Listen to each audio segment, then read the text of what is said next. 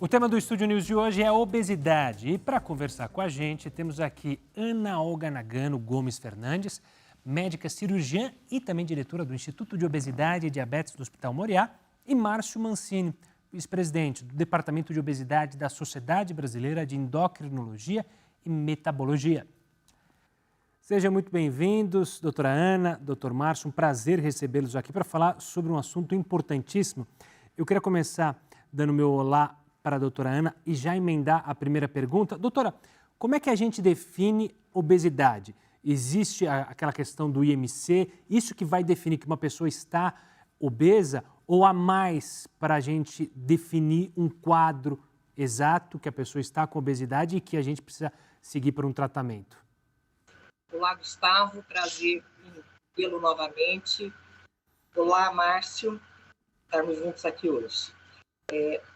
O que é obesidade? É quando o paciente tem um índice de massa corpórea que equivale ao peso dividido pelo quadrado da altura superior ou igual a 30. E acima de 35, não é, já tem indicação para os procedimentos cirúrgicos, quando indicados. Então, a obesidade, ela é acima de 30, mas nós temos que ver as comorbidades, os problemas metabólicos. E temos a classificação também, então, da obesidade acima de 30, do mórbido 35, né, que antigamente era 40, e hoje, quando você já tem o 45, né, você já tem o super mórbido, 50, o super mórbido.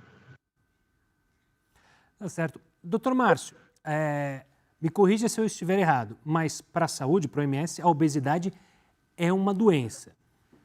Partindo desse princípio, ela surge, como que a obesidade pode surgir? Quais são os fatores que podem desencadear a obesidade? Fator genético, um trauma psicológico, a depressão caminhar para uma fuga para a alimentação, uma pós-gravidez? O que pode desencadear a obesidade? Eu citei vários pontos aqui, mas não que estejam corretos, mas eu queria entender isso. Se pode partir desses pontos, quais pontos que podem surgir, então, a doença da obesidade numa pessoa? Então, existem muitos fatores ambientais que podem favorecer o aumento do peso, mas isso acontece em pessoas que têm uma suscetibilidade genética. Então, não é todo mundo que vai ganhar peso exposto ao mesmo ambiente. Então, você vai ter indivíduos que comem de forma não saudável, que são sedentários e que não ganham peso, ou que até são protegidos do ganho de peso. Todo mundo conhece aquele magro, apelidado de magro de ruim, que come muito, não faz atividade física e não ganha peso. E você tem muitas pessoas com obesidade que comem de uma forma relativamente saudável, que são até razoavelmente ativas, mas que têm uma genética muito forte que pode fazer com que elas ganhem peso com mais facilidade. Então, tem que analisar cada caso, como a doutora Ana Olga disse, né? Então, a gente tem essa classificação do IMC, mas você tem pessoas que, às vezes, estão no IMC relativamente baixo, que estão até na faixa de sobrepeso, e que, às vezes, já tem uma obesidade concentrada na região do abdômen, que já tem doenças, já tem diabetes, já tem pressão alta, e nem tem uma obesidade tão importante assim. Então, tem que analisar caso a caso para escolher o melhor tipo de tratamento para o paciente. Concordo consigo, Márcio, porque a circunferência abdominal ela é de extrema importância para nós, e cada vez mais nós estudamos, né, a gordura no fígado, que é a esteatose, que leva a esteatohepatite e que vai ser o fornecedor, eu acredito, em 5, 8 anos, para o transplante de fígado. Já que a hepatite C hoje é curável, em 95% dos casos, em 3 meses, com 2 comprimidos, e que era o grande fornecedor, e agora vai ser a esteatohepatite metabólica. Esse paciente ele tem uma gordura concentrada no abdômen. Mulher com uma circunferência acima de 85 já acelera, já nos alerta de um sobrepeso, né? E o homem acima de 95 já são dados alarmantes para nós. E isso é a tal da síndrome metabólica. Ele não precisa ser um IMC até maior, tem 28, 29, eu tenho casos assim. Né? E mesmo os diabéticos, abaixo de 35, que tem indicação na falha do tratamento clínico em procedimentos, não é, cirúrgicos, que vão se beneficiar, muitas vezes, por decorrência das várias consequências danosas dessa gordura visceral, como a pressão alta, o diabetes, o entupimento das artérias, o câncer, né? A cirrose. É muito complicado e cada vez mais eu fico feliz que as pessoas estão atentas a essa gordura visceral, os colegas radiologistas, os colegas cirurgiões, os colegas clínicos em geral e, claro, principalmente os endocrinologistas. Gordura visceral que às vezes recebia apelidos carinhosos, né? A barriguinha da felicidade, a barriguinha do chope, mas que, na verdade, é uma gordura muito prejudicial à saúde. Às vezes você tem aquele indivíduo que parece magro ou falso magro, que tem perninha fina, braço fino, mas tem uma gordura concentrada no abdômen e isso pode trazer muitos prejuízos para a saúde. Muito mais do que obesão, né? Do que aquele gordão que está muito mais proporcionalmente distribuída a gordura, né, no corpo. Às vezes os exames estão normais, às vezes o fígado pode não ter tanta gordura e ele pode estar com a glicose normal, não ter alteração de triglicéridos, porque ele tem uma gordura subcutânea mais abundante e não tem tanta gordura dentro do abdômen. Doutores, vocês, pelo que eu entendi e como vocês demonstraram aqui, a obesidade é multifatorial, ou seja, tem vários aspectos que podem desencadear e também a gente prestar atenção no tratamento da obesidade. Antes da gente entrar nesse ponto, eu queria entrar num ponto dessa questão multifatorial da obesidade já na criança. Quando a gente está falando aqui, a gente falou da barriguinha da felicidade, o quão perigoso é num quadro de uma criança já com uma obesidade, para até se desenvolver no futuro problemas ainda mais sérios na casa dos 30 anos, e aí a gente vai falar, como vocês já mencionaram, problemas de circulação, problemas cardíacos. Na obesidade na criança, a gente tem visto isso aumentar aqui no Brasil, olhando para o Brasil, começando com a doutora Ana? Sim, hoje nós sabemos que, para ter uma ideia, hoje, Gustavo, podemos dizer que 15 a 17% dos meninos já são adolescentes com sobrepeso caminhando para a obesidade. E essa taxa está em 10% a 15% para as meninas. Né? E isso gera 1000 problemas. O bullying famoso, não é? Pessoas que estão se desenvolvendo do ponto de vista hormonal. O fígado metaboliza os hormônios sexuais dos meninos e das meninas. Você vai ter alterações hormonais também. Né? Problemas de dormir, você pode ter hipopneia, apneia. Né? Problemas articulares estão em desenvolvimento ainda, articulares. Então, já é uma realidade hoje, nós temos essa faixa de 10% a 15% de adolescentes já com obesidade no nosso país. A obesidade está crescendo na infância e ela está crescendo na idade adulta também. Né? O Brasil tem inquéritos populacionais muito bem feitos nessa área. Então, hoje a gente tem mais de 30 milhões de adultos com obesidade no Brasil. Se a gente extrapolar para o excesso de peso, a gente tem que 65% da população adulta brasileira tem excesso de peso. É mais comum um adulto com excesso de peso do que um adulto de peso normal. E isso por quê? Pelo ambiente, pela mudança da alimentação, pelo sedentarismo, pelo meio de transporte cada vez mais utilizando o carro, pela violência urbana que confina as pessoas dentro de casa. Isso acaba sendo extrapolado para a criança. Se no passado o menino brincava de jogar bola na rua, hoje a mãe fica muito mais tranquila de vê-lo com um tablet na mão jogando videogame trancado no seu quarto no apartamento, do que de vê-lo na rua exposto à violência urbana. Porque tem um aumento dos alimentos baratos, cada vez mais, processados, e com um aumento do valor calórico, né? E com uma diminuição dos nutrientes. Então, essa é uma tendência que vem acontecendo nos últimos anos e está acontecendo isso que nós temos hoje, nesse 60%, concordo consigo, Márcio. esses pacientes hoje que têm essa sobrepeso e posso dizer que metade já estão obesos. Mas, doutora Olga, a senhora mencionou um dado que a prevalência da obesidade nas crianças é maior nos garotos do que nas meninas. Isso também prevalece nos adultos, ou seja, a prevalência da obesidade está maior nos homens do que nas mulheres? Sim, isso no Brasil hoje tem uma discrepância de 5% a 10% ainda. Homens em relação às mulheres hoje ainda.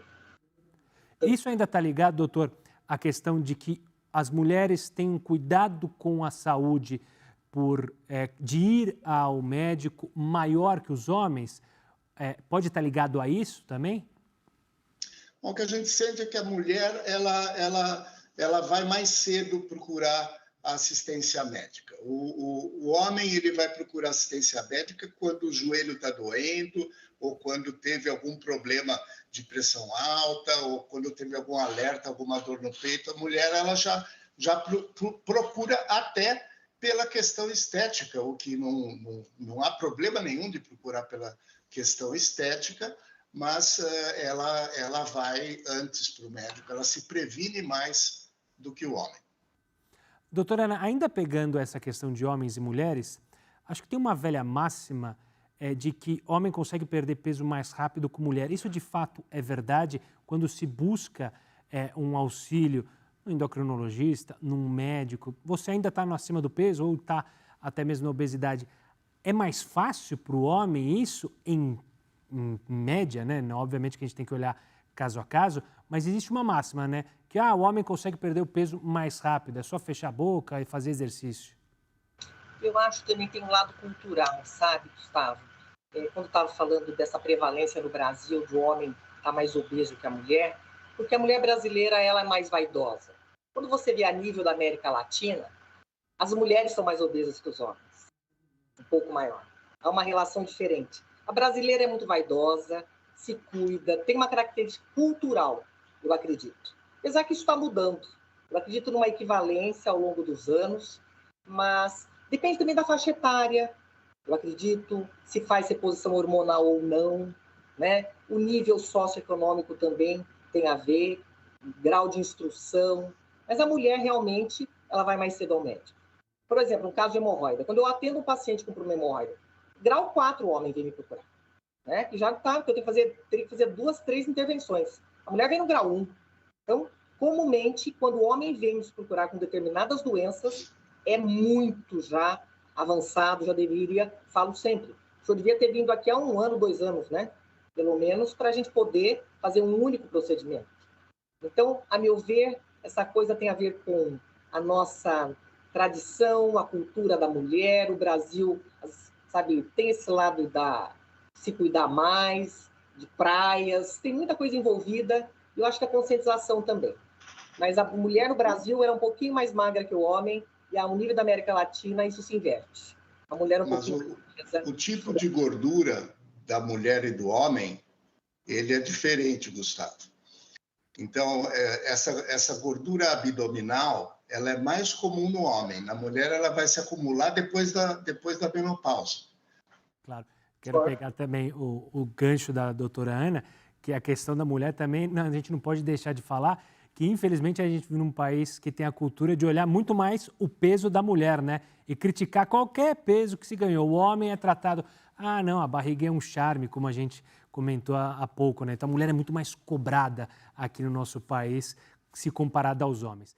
Doutores, quero entrar, então, nesse ponto de como tratar. Ou seja, o paciente foi até um profissional buscar ajuda, alguns tarde, né, como a senhora mencionou, doutora Ana, que os homens vão depois de 1 ano quando deveriam ir, mas enfim, se chegou até o paciente, se chegou até o médico, qual que é o primeiro passo para a luta contra a balança? Porque vocês mencionaram, né, é uma doença multifatorial, ou seja, não dá para tratar só um ponto, tem que tratar várias frentes. Quero ver a opinião de ambos, começando agora com o Dr. Márcio.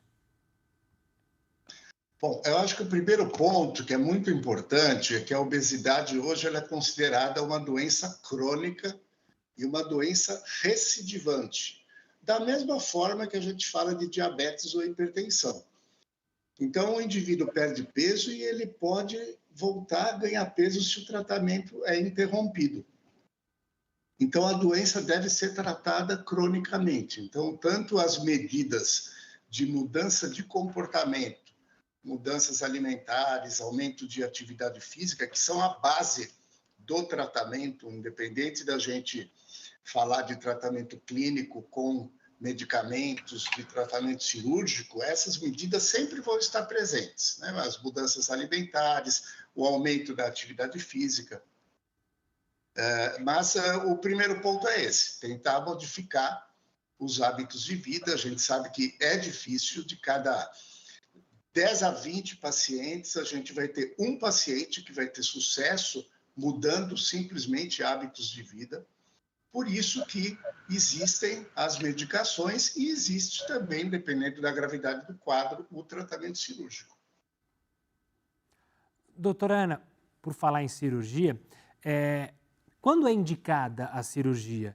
E por que a gente vê algo que o doutor mencionou, né, de voltar? Ou seja, o paciente faz a cirurgia, mas passado algum período ele retoma o peso. Isso ainda acontece? Por que acontece? Os procedimentos mudaram com o decorrer dos anos?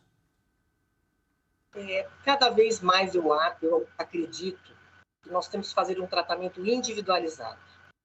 Cada paciente ele tem uma característica, sendo obeso ou com diabetes tipo 2, né, que tem a falha do tratamento medicamentoso, e que ele já tem consequências do ponto de vista arterial, do ponto de vista de tecido hepático, que já tem muito depósito de gordura, com fibrose, já evoluindo até para cirrose, né, que tem um grau já de varizes de esôfago, um mau baço aumentado com plaquetas baixas. Esse paciente ele tem que ser visto de uma forma individualizada e esse paciente tem que ter segmento. No caso da cirurgia, ele tem que ser operado e tem que ser acompanhado. Eu digo a todos eles que nos procuram. Isso é desde o início da nossa vida. Ele tem que acompanhar, tem um trato conosco. Você vai ser operado, vai ser acompanhado, mas uma vez por ano eu quero ver você. Eu estou protegendo a ele, sabe? Mais do que ele imagina. Não é que ele precisa vir ao consultório, nós estamos blindando, fazendo com que ele tenha um acompanhamento, se sinta amparado e que a gente não deixe ele desviar desse peso. Ou pare de fazer atividades físicas, comece a aumentar hábitos alcoólicos em alguns casos. Não são todas as cirurgias que levam ao alcoolismo. Isso mudou muito. Mas as cirurgias estão muito padronizadas, com algumas alterações da parte de derivação biliopancreática hoje, mas elas são muito, sabe, estandardizadas, muito padronizadas. Mas nós estamos vivendo hoje, eu acredito, o Márcio pode dizer também na parte da endocrinologia que ele atua, né, que nós temos que fazer uma revisão. Né? Esse paciente precisa de uma complementação medicamentosa, mesmo após a cirurgia, muitas vezes. E em alguns casos, tem que ser de forma muito... temos que ver o quanto melhorou ou não, porque não é só baixar o peso. Tem que ver se ele melhorou, se ele não está mais hipertenso. Ele pode não ter alcançado os 30, 50 quilos que ele queria perder, mas ele continua hipertenso ou não mais? Ele tem diabetes ou a resistência à insulina ou não mais? Parou de ter apneia, hipopneia, parou de roncar, tem ou não mais esteatose? Então, essa falha da cirurgia também tem que ver de uma forma geral, não é só em relação ao peso. O que melhorou o procedimento cirúrgico em você como um todo, que levou a isso, não só o peso? Hoje você caminha sem dores articulares, não tem mais ronco, não tem mais apneia, a esteatose foi embora, sua pressão melhorou, seu diabetes também, não é? Você está mais alegre, menos depressivo. Como é que está tudo isso? Então, para falar em falha do tratamento cirúrgico ou medicamentoso, você tem que ajustar e entender muito também essa psique desse paciente. O quanto ele não adquiriu um outro hábito, não é? E o quanto no todo, não é só o peso, e o quanto ele melhorou ou não esse todo. Mas a gente está vivendo hoje os tratamentos revisionais e as cirurgias revisionais. Eu acho que um ponto muito importante é que a gente não deve confundir a indicação médica do tratamento da obesidade e a questão estética. Nem o tratamento clínico com remédios e nem o tratamento cirúrgico tem por objetivo normalizar 100% o peso do paciente.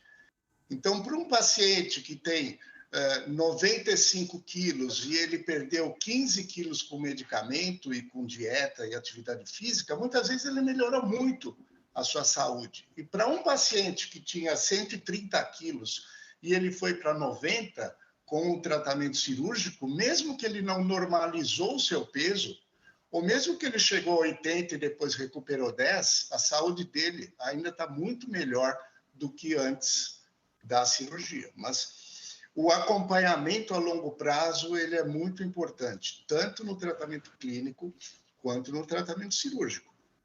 No tratamento clínico, ele vai ter que acompanhar, tomar medicações e ser acompanhado no longo prazo. E no cirúrgico, ele vai deixar de tomar um monte de medicações para doenças e ele vai ter que repor vitaminas, vai ter que repor ferro, vai ter que repor cálcio, vitamina D e fazer esse monitoramento de como que está esse outro lado, né? Claro. Tem alguns cirurgiões que comparam a cirurgia bariátrica com o pouso de um avião. Eles falam que o pouso de um avião é uma queda controlada e a cirurgia bariátrica é uma desnutrição controlada. Quer dizer, você tem que desnutrir a parte da obesidade sem desnutrir a parte óssea, a parte da anemia e das vitaminas. Doutores, a doutora Ana queria falar alguma coisa? Desculpa, eu não sei se ela... Não concordo com o Márcio também, essa parte muscular, né? E essa parte também do intelecto. E muitas vezes eles vão ficando, sabe, deixa a bola cair que a gente brinca, né? Você tem que estar junto para não deixar esse escape, sabe? Eles não deixarem desistirem. Sim. Doutores, eu queria tocar na questão da medicação, começando com o doutor Márcio, porque há alguns anos a gente tinha no mercado poucas possibilidades de remédios para conseguir auxiliar nessa guerra contra a balança. Como que a gente está hoje? A Anvisa liberou mais medicamentos, os medicamentos estão melhores, porque há um problema também, muita gente se sente mal ao usar os medicamentos. Como é que está essa questão dos medicamentos hoje para tratar a obesidade, doutor? Bom, a obesidade sempre sofre essa questão, primeiro da automedicação, do uso estético, né? Então, uma coisa é a pessoa procurar a medicação por conta própria, a outra coisa é o tratamento médico da obesidade. Então, a pessoa às vezes passa mal com algum medicamento que ela nem indicação de tomar medicamento tem. Às vezes ela pesa 60 quilos e ela quer pesar 55 e ela vai buscar o medicamento. Mas se a gente está falando de tratar obesidade, a gente tem algumas opções no mercado, não são muitas, né? Então, hoje em dia, a gente tem aí 4, 5, talvez esse ano mais um medicamento. Tem que ver qual é o medicamento indicado para cada paciente, qual medicamento que o paciente responde melhor. Tem paciente que responde melhor a um do que a outro. Agora, um ponto muito importante é que nenhum medicamento é aprovado no SUS. Então, hoje em dia, um paciente que é tratado no SUS e precisa tratar sua obesidade, ele não tem nenhum medicamento. Ele tem cirurgia bariátrica, se ele tiver um índice de massa acima de determinados limites, ele tem, eventualmente, tratamento com nutricionista, algum aconselhamento, mas ele não tem nenhum auxílio medicamentoso. Falta isso entre a cirurgia e a dieta, falta algum medicamento no SUS também. Claro. Doutores, a gente está chegando para a reta final do nosso programa, mas eu queria fazer uma última pergunta, provocação para ambos, porque vocês mencionaram isso no primeiro bloco. Quando a gente fala de insegurança alimentar no Brasil e também no mundo, muito se vem à cabeça a fome, pessoas que não têm acesso à comida. Mas quando a gente fala em insegurança alimentar, grande parte dessa insegurança está relacionada à obesidade e os maus hábitos de alimentação. A gente pode dizer que hoje a gente vê uma pandemia afetando a vida do brasileiro e de todos no mundo por causa disso? Ultraprocessados, pouca alimentação correta, falta da atividade física nas pessoas, e a gente não quer que aqui saia todo mundo virar um atleta, mas ter algum mínimo de atividade física. É uma preocupação para vocês, médicos, e para a sociedade médica sobre essa insegurança alimentar aumentar cada vez mais? E ao invés da gente lutar contra a fome, a gente está lutando contra a obesidade? Começar com a doutora Ana dessa vez. Eu vejo isso sim, Gustavo, cada vez mais, como eu já disse, alimentos mais baratos, né, mais processados. Mas eu também vejo uma tendência da indústria hoje de falar, como o Márcio disse, de, por exemplo, tem uma certa indústria, conversando com um advogado outro dia, ele comentando que eles querem agora fazer unidade daquele chocolate, não vender a caixa. Porque há uma preocupação já da indústria de que ele está fomentando essa obesidade. Eles querem, para eles, não estão ganhando tanto, mas querem receber menos críticas. Ao invés de vender uma caixa de bombons, de vender unidade daquele bombom, tentando minimizar, porque é uma guerra isso. E a sociedade, daqui a pouco, médica, a sociedade pensante, vai cada vez mais lutar contra essas indústrias que jogam esses alimentos de uma forma que sempre foi nos oferecida, sem saber o que tinha, o quanto de caloria, o quanto de gordura, o quanto de sódio. Né? Nós não sabíamos de nada disso. Então, hoje, há essa necessidade e a sociedade cobra isso. Você falou sobre a insegurança alimentar. Né? Na primeira parte do programa, eu falei para você que o Brasil tem inquéritos epidemiológicos muito bem feitos. E o Brasil, embora tenha pessoas que ainda passem fome e que tenham insegurança alimentar, ele tem muito pouca desnutrição. O Brasil tem menos do que 5%, tem mais ou menos 2,5% da população adulta com baixo peso. E o próprio IBGE e o Ministério da Saúde acreditam que essas pessoas sejam magros constitucionais em sua maioria, não sejam pessoas que estão passando fome e são magras porque não têm o que comer. Existem alguns artigos interessantes que falam que a própria insegurança alimentar pode ser geradora de obesidade, porque o indivíduo não tem insegurança alimentar todos os dias do mês. Ele tem insegurança alimentar em alguns dias do mês. Então, quando ele tem comida, ele vai comer e ele não vai deixar comida no prato, porque ele pode ser que em algum dia ele falte comida naquele mês. Então, é interessante, porque embora a gente tenha pessoas que tenham insegurança alimentar, estão abaixo da linha da pobreza, às vezes a gente tem obesidade nessas casas também. Pois é. Doutores, foi uma honra tê-los aqui. Infelizmente o tempo acabou, mas é um prazer conversar com gente que sabe e que pode, de fato, aconselhar. Doutor Márcio, obrigado e espero te receber aqui em outras oportunidades. Um forte abraço. Vai ser um prazer, Gustavo. Um abraço. Um abraço, Ana. Doutora Ana, também obrigado mais uma vez pela atenção aqui conosco. Um forte abraço e sucesso. Grande abraço a vocês dois. O Estúdio News ficou por aqui. Eu conversei hoje com a doutora Ana Olga Nagano Gomes Fernandes, médica cirurgiã e diretora do Instituto de Obesidade e Diabetes do Hospital Moriá, e o doutor Márcio Mancini, vice-presidente do Departamento de Obesidade da Sociedade Brasileira de Endocrinologia e Metabologia. Você já pode acompanhar essa entrevista lá no nosso canal no YouTube, no Play Plus e também pelo nosso podcast, disponível no Spotify e no Deezer. Eu espero vocês no próximo programa. Tchau, tchau!